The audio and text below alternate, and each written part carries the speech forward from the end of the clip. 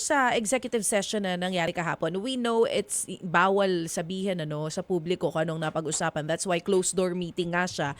Pero dito Opo. sa pahayag ni Senator Risa, pareho din ba kayo ng sentiments niya? Hindi rin kayo satisfied dun sa nangyaring executive session? Well, maaring hindi pa satisfied sa ngayon, pero it's an icebreaker, no? DJ Chacha, at least nasimula na po natin. Mhm. At mukha naman kahit papano dahan-dahan siguro mag-open up na ito si Alice pag napalagay na po siya. Kasi sabi ko nga sa tingin ko, kaya nga puro sa hearing, sinabi ko ako naawa na rin sa'yo dahil ikaw ay pulutan na ng lahat, binubugbog ka na. Maawa rin tayo sa mga biktima ng Pogo, no? Tama. So hopefully pumasok sa kanyang isipan.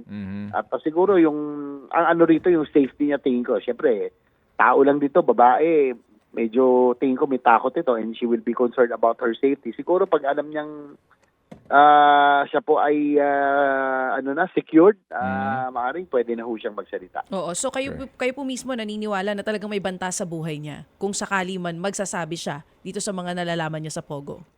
Ay, oo po.